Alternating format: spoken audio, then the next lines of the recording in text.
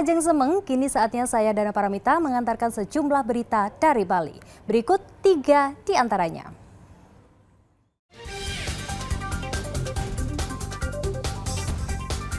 Kapal tanker terbakar di perairan Gili Tepekong, Karangasem. 5 ABK meninggal dunia.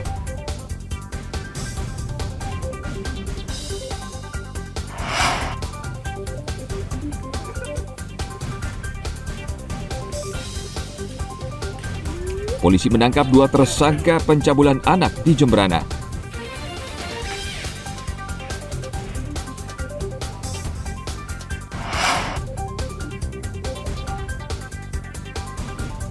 Bali Selatan atau Kabupaten Badung saat ini menjadi incaran banyak wisatawan sehingga dikhawatirkan mengalami over-tourism.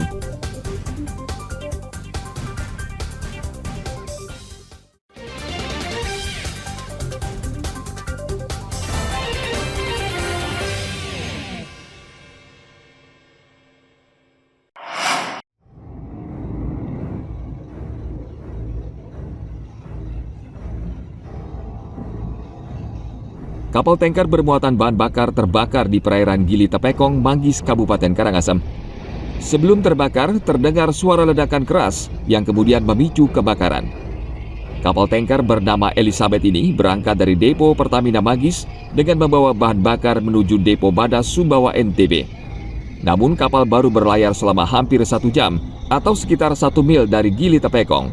Tiba-tiba terdengar suara ledakan dari sebelah kiri kabin atau mes ABK.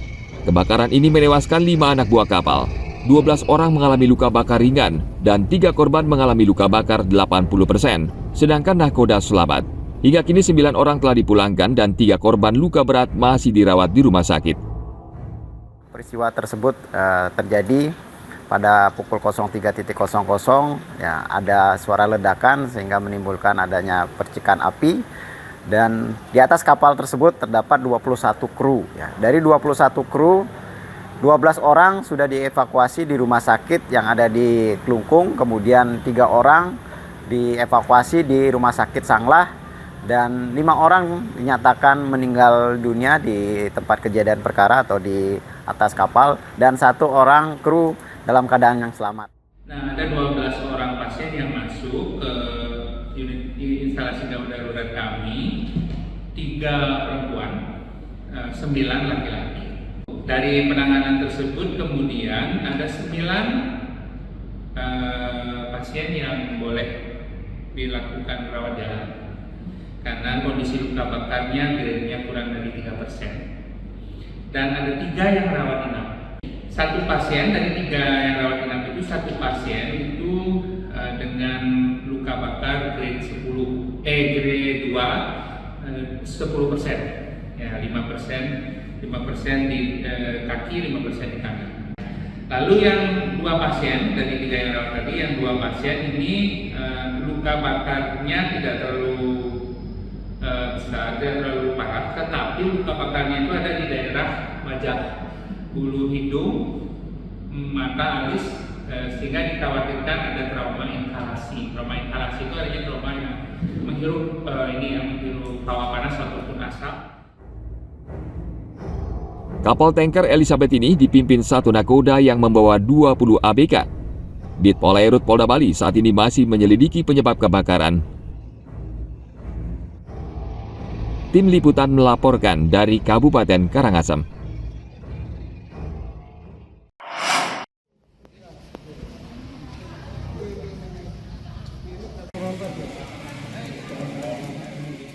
Stunting atau kekurangan gizi masih menjadi persoalan bagi Pemkab Karangasem.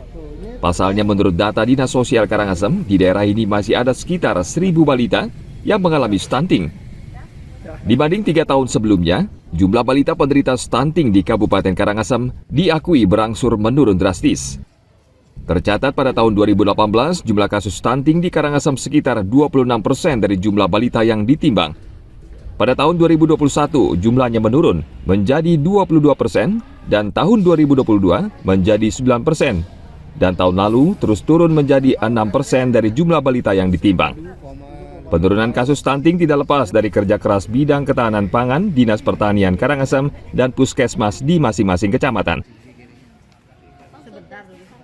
pertumbuhan tinggi badan, berat badan, tingkat kepala maupun tingkat lengan ada kenaikan. Ada yang turun itu misalnya kayak berat badan tuh ada yang turun, kemudian lingkar lengan ada yang turun juga. Ini hubungan dengan mereka biasanya makannya susah, dan sekarang cuaca juga jelek, jadi mereka untuk makan itu susah, jadi mereka biasa itu agak turun, dan tapi rata-rata mereka masih stabil.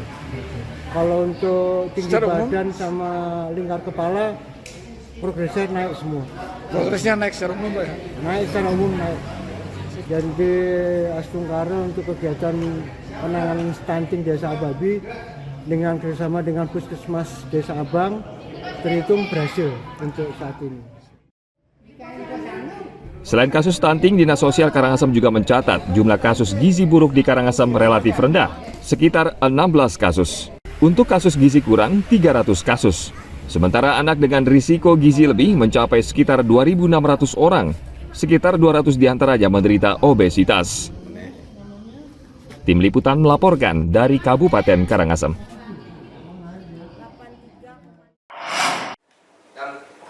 Apabila ada hal yang tidak berkenan, kami mohon maaf yang termasuk juga santunan meninggal dunia. Dari keseluruhan Pemerintah Kabupaten Bangli sepakat memberikan bantuan periode kedua kepada 23 korban bencana longsor dan pohon tumbang di Dusun Bukbuk, Desa Batur Selatan, Kecamatan Kintamani pada 5 Maret lalu. Sebelumnya masyarakat mengajukan proposal bantuan melalui BPBD ke pemerintah provinsi. Setelah proses asesmen atau penilaian, pemerintah daerah sepakat mencairkan bantuan tahap pertama sebesar Rp492 juta dari usulan Rp1,5 miliar. Lalu bantuan tahap kedua yang diajukan sebesar 3 miliar, namun cair sekitar Rp950 juta. Total bantuan yang diterima sekitar Rp1,4 miliar yang langsung ditransfer ke rekening korban bencana longsor. Sesuai dengan topografi Bangli, sudah tentu kami di Bangli lebih banyak bencana-bencana yang masuk kita usulkan adalah karena akibat dari pohon tumbang, karena memang posisi kontur Kabupaten Bangli daerah-daerah pegunungan, sehingga dan longsor dan pohon tumbang merupakan salah satu penyebab adanya bencana. Bantuan periode kedua diserahkan secara simbolis oleh Bupati Bangli Sang Nyoman Sedana Arte di ruang rapat kantor Bupati Bangli. Bulan Maret lalu akibat hujan lebat, musibah longsor dan pohon tumbang menimpa warga Desa Batur Selatan di Kecamatan Kintamani. Tidak ada korban jiwa, namun banyak bangunan rumah hancur sehingga warga harus mengungsi. Tim Liputan melaporkan dari Kabupaten Bangli. Ya, perwakilan mantan.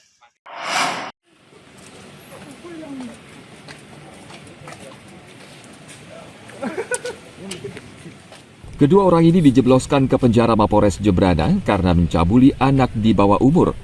Korban yang merupakan adik ipar dari salah satu tersangka tidak berani mengadu ke kakaknya karena diancam akan dianiaya. Korban akhirnya tidak tahan karena mengeluh alat kelaminnya sakit. Ibunya kemudian membawa korban ke puskesmas hingga perbuatan kedua tersangka terbongkar. Pertama, yaitu terkait dengan kasus persetubuhan terhadap anak. Waktu dan tempat kejadian, Banjar Munduk Kemuning, Desa Dangin Tukatayu, Kecamatan Jebrana.